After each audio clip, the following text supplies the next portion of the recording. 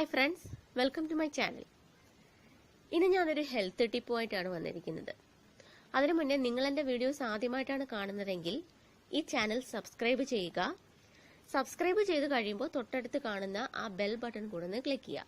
അപ്പോൾ ഞാൻ പുതുതായിട്ട് വീഡിയോസ് അപ്ലോഡ് ചെയ്യുമ്പോൾ നിങ്ങൾക്ക് അതിൻ്റെ നോട്ടിഫിക്കേഷൻ കിട്ടുന്നതായിരിക്കും. അപ്പോൾ നമുക്ക് സബ്ജക്റ്റിലേക്ക് വരാം. കാലാവസ്ഥ മാറുന്നതനുസരിച്ച് കുട്ടികൾ മുതൽ മുതിർന്നവരടക്കമുള്ള നമ്മൾ എല്ലാവരും നേരിടേണ്ടി വരുന്ന പ്രശ്നങ്ങളാണ് പനി, ജലദോഷം, മൂക്കടപ്പ്, തുമ്മൽ, ചുമ, കഫക്കെട്ട് ഇതുപോലുള്ള പ്രശ്നങ്ങൾ. സാധാരണഗതിയിൽ നമ്മൾ ചെയ്യുന്നത് എന്താ? പാരസെറ്റാമോൾ, ടോളോ ഇതുപോലെ എന്തെങ്കിലും ഒരു ഇംഗ്ലീഷ് മെഡിസിൻ കഴിക്കും.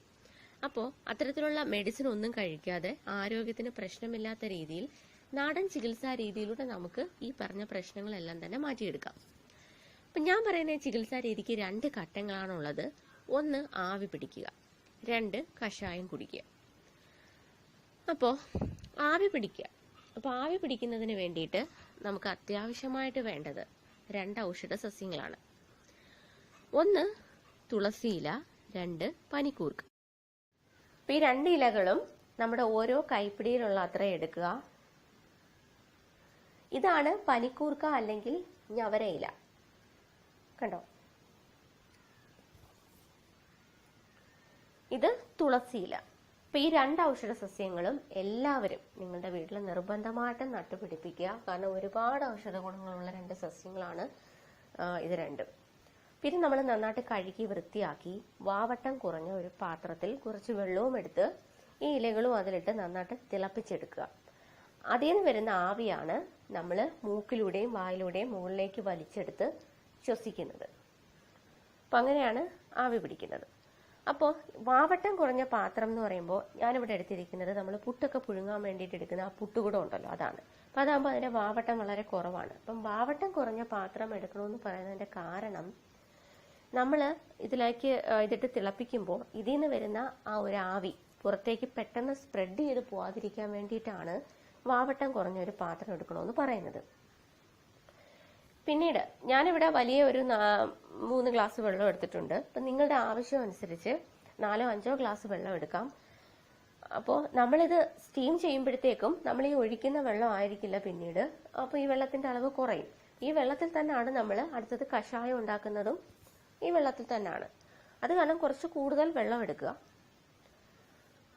അതിനുശേഷം നമ്മളിത് അടച്ചു വെച്ച് തിളപ്പിക്കുക. അത് ചെറിയ തീയിലിട്ട് തന്നെ തിളപ്പിക്കുക. കാരണം ഒരുപാട് തീ കൂട്ടി വെച്ച് നമ്മൾ പെട്ടെന്ന് തിളപ്പിച്ചെടുക്കുകയാണെങ്കിൽ അതിനകത്തുള്ള ആ 2 സസ്യങ്ങളിലുള്ള ഔഷധ ഗുണങ്ങൾ ഇറങ്ങില്ല.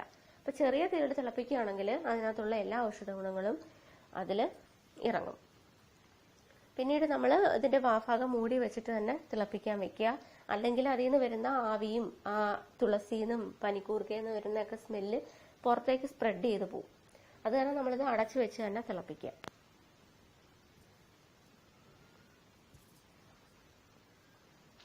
അപ്പൊ ഇത് നന്നായിട്ട് തിളയ്ക്കുമ്പോഴത്തേക്കും ഇതിന്റെ ഈ നമ്മൾ മൂടി വെച്ചിരിക്കുന്ന പാത്രം നന്നായിട്ട് വൈബ്രേറ്റ് ചെയ്യും. ആ സമയത്ത് നമുക്ക് തീ ഓഫ് ചെയ്യാം. ഇതിപ്പോ നന്നായിട്ട് തിളച്ചിട്ടുണ്ട്. കണ്ടോ? ആവി നന്നായിട്ട് വരുന്നുണ്ട്. ഇനി നമുക്കിത് ആവി കൊള്ളാൻ വേണ്ടിയിട്ട് എടുക്കാം. അപ്പൊ ആവി കൊള്ളുന്ന എല്ലാവർക്കും എങ്ങനെയാണെന്ന് അറിയാലോ. നമ്മുടെ തലയിൽ കൂടെ ഒരു ടവലിട്ട് മൂടി ഇതിൽ നിന്ന് വരുന്ന ആവി നമ്മുടെ മൂക്കിലൂടെയും വായിലൂടെയും മുകളിലേക്ക് വലിച്ചെടുക്കുക. അപ്പം നമ്മുടെ മുഖവും കഴുത്തും നന്നായിട്ട് വിയർക്കുന്നത് വരെ ആവി പിടിക്കുക.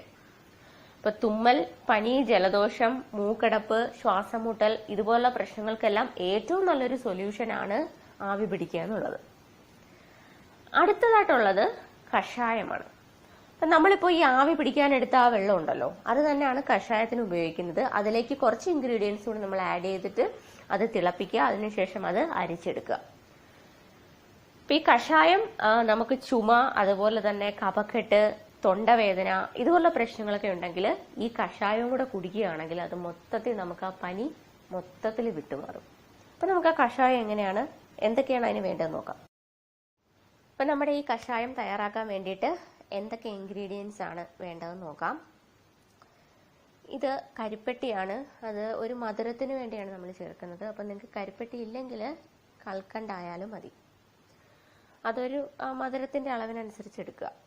പിന്നെ വേണ്ടത് കുരുമുളകാണ്. ഇത് ഞാൻ കുരുമുളക് എടുത്ത് ജസ്റ്റ് ഒന്ന് പൊടിച്ചെടുത്തതാണ്. അതൊരു 1.5 സ്പൂൺ കുരുമുളക്.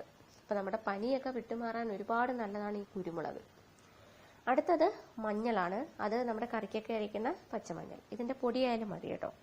ഇതിപ്പോൾ ഇത്രയൊന്നും യൂസ് ചെയ്യേണ്ട, ഇതിൻ്റെ ഒരു 1/4 ഭാഗം എടുത്താൽ മതി. അപ്പോൾ നിങ്ങൾ പൊടിയാണ് ഉപയോഗിക്കുന്നതെങ്കിൽ ഒരു 1/2 സ്പൂൺ. അടുത്തത് ഇഞ്ചിയാണ്.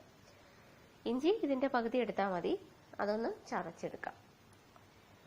അപ്പോൾ ഞാൻ ഈ പറഞ്ഞ ഇത്രയും ഇൻഗ്രീഡിയൻസും കൂടെ നമ്മൾ നേരത്തെ ആവി പിടിച്ച ആ വെള്ളം ഉണ്ടല്ലോ അതിലേക്ക് ചേർക്കുക. അതിനുശേഷം അത് നന്നായിട്ട് തിളപ്പിക്കുക. തിളപ്പിച്ചതിന് ശേഷം നമ്മളൊരു അരിപ്പ വെച്ചിട്ട് അത് അരിച്ചെടുക്കുക. അപ്പോൾ ഇത് അരിച്ചെടുത്തതാണ്.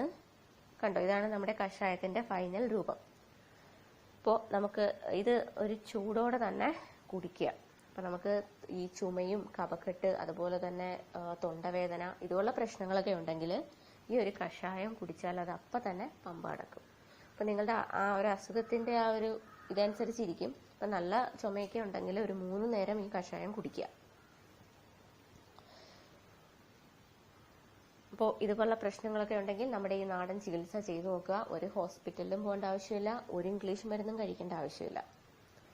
അപ്പോൾ നിങ്ങൾക്ക് ഈ വീഡിയോ ഇഷ്ടപ്പെട്ടെങ്കിൽ, നിങ്ങൾക്ക് ഉപകാരപ്രദമായിട്ട് തോന്നിയെങ്കിൽ നിങ്ങൾ ലൈക്ക് ചെയ്യുക.